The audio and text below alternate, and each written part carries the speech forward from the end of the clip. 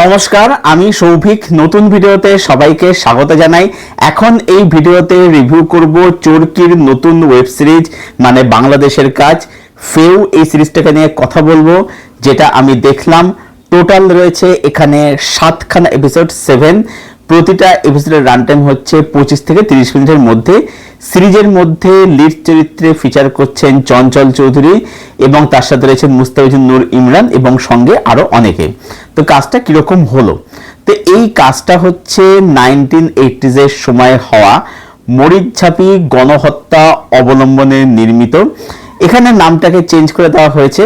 তো মরিচঝাপি গণহত্যা বা মরিচে মাস অ্যাটাক, মাস ম্যাসাকার লিখে সার্চ করলে তোমরা ঘটনার বিষয়ে ডিটেলে জানতে পেরে যাবে। সেই কারণে আমি প্লটের বিষয়ে ঢুকছি না একেবারেই, কারণ আমি বলে দিলাম যে এই সিরিজটা অ্যাকচুয়ালি কোন সত্যিকারের অবলম্বনে নির্মিত। মরিচঝাপি গণহত্যা এটা বলা যেতে পারে যে ইতিহাসে চাওয়া পড়ে যাওয়া একটা ঘটনা, যেটা নিয়ে কেউ কথা বলে না, সেটা নিয়ে এই কাজটা নির্মাণ করা হয়েছে। এবারে কাজটা আমার কিরকম লাগলো? তো দেখো, আমার এই কাজটা একটা ডিসেন্ট কাজ বলে মনে হয়েছে। আমার এটা কখনোই মনে হয়নি যে ফেউ এই কাজটা একটা খুব বিশাল পাথ ব্রেকিং কাজ হয়েছে, যেটা নিয়ে মানে আমরা বহুদিন কথা বলবো, সেরকম কাজ আমার মনে হয়নি। আবার এই কাজটা দেখো, এটাও মনে হয়নি যেটা খুব রোদ দিয়ে একটা খাজা কাজ হয়েছে, সেটাও কিন্তু মনে হয়নি। সিরিজের মধ্যে আমার কাছে কিছু ভালো দিক অবশ্যই রয়েছে, যে কারণে কাজটাকে আমার একটা ডিসেন্ট কাজ মনে হয়েছে। আবার কিছু সমস্যা থাকার কারণে মনে হয় এই কাজটা ততটাও জমে নেই। এটা কিন্তু আমি আমার পয়েন্ট অফ আমার পার্সপেক্টিভ বলছি। তো প্রথমে আসি এর পজিটিভ দিকে, যে কাজটা আমার কেন ডিসেন্ট লাগলো। এখানে আমরা দুটো টাইমলাইন দেখতে পাচ্ছি। একটা হচ্ছে 80s এর সময়, যেখানে আমরা চঞ্চল চৌধুরী, মুস্তাফিজুর নূর ইমরান এই দুজনকে দেখতে পাচ্ছি, দুটো চরিত্র দেখতে পাচ্ছি।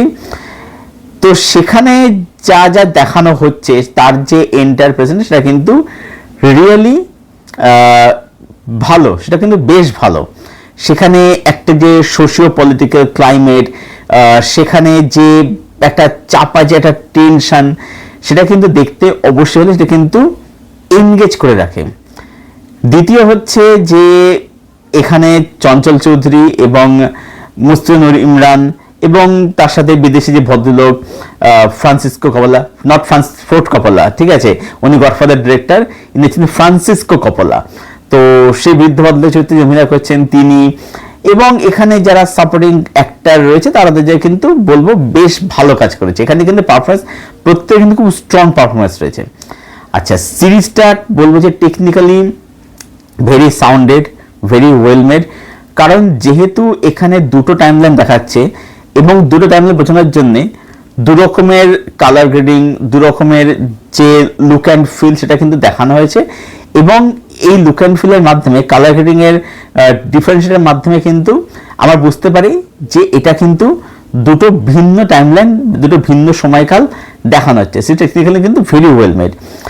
এছাড়াও সাউন্ডের কাজ, এগুলো কিন্তু অবশ্যই ভালো। তো এই সমস্ত কারণে সিরিজটা দেখতে ডিসেন্ট লাগে, ঠিক আছে। এবার আসি নেগেটিভ দিকে, যে সিরিজটা আমার কেন একটা খুব দারুণ কিছু কাজ মনে হলো না। মানে এমন কাজ মনে হয়নি যে কাজটা নিয়ে আমরা মানে বেশ কয়েক মাস পরেও কথা বলবো যে হ্যাঁ, এরকম একটা কাজ এসেছিল চরকিতে, যে দেখেছিলাম দারুণ একটা কাজ ছিল। মানে যেরকম আমরা পেটকারা সনে যেরকম এখন কথা বলছি, আগামী দিনেও কথা বলবো।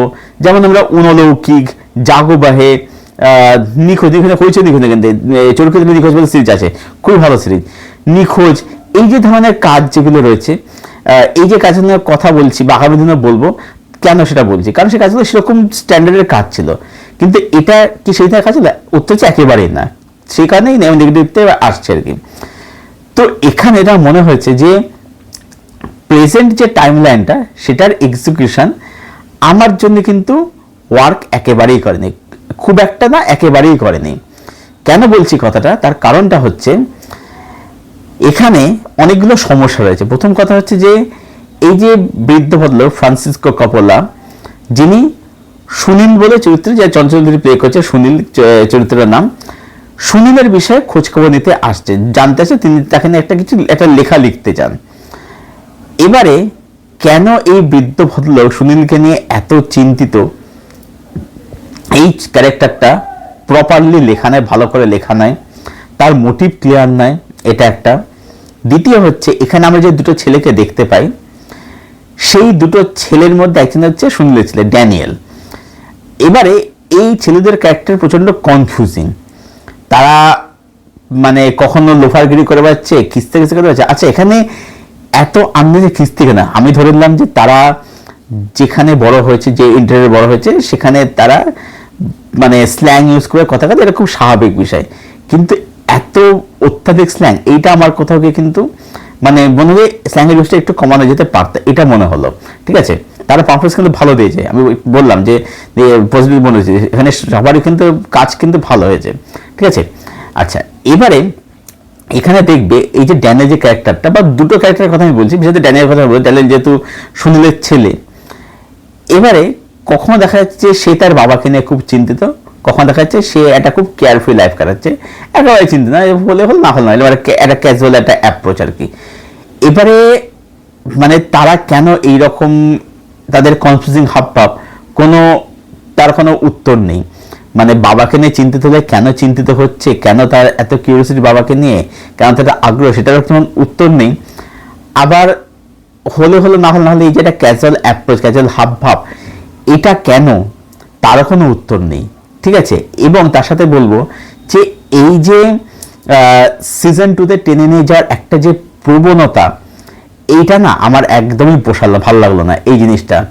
মানে একটা সময় আমরা বুঝতে পারছি যে এটাকে মানে গল্প নিয়ে শেষ হবে না, এটাকে পার্ট 2 বা সিজন 2-তে নিয়ে যাওয়া হবে, এবং ঠিক সেটাই করা হয় আর কি।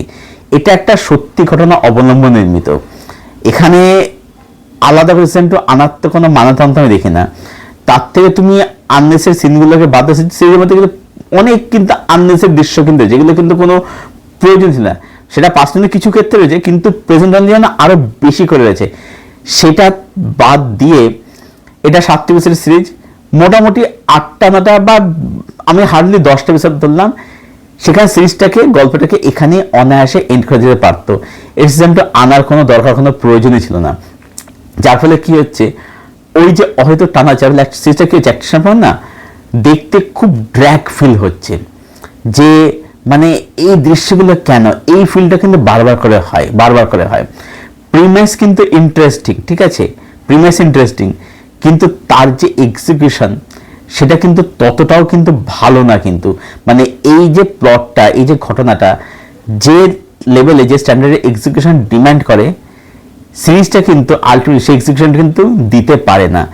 যে কারণে সিরিজটা আমার মনে হয়েছে এটা একটা ডিসেন্ট সিরিজ, একটা ঠিকঠাক কাজ, যেটা দেখলাম, দেখে ভুলে গেলাম, এই অবধি।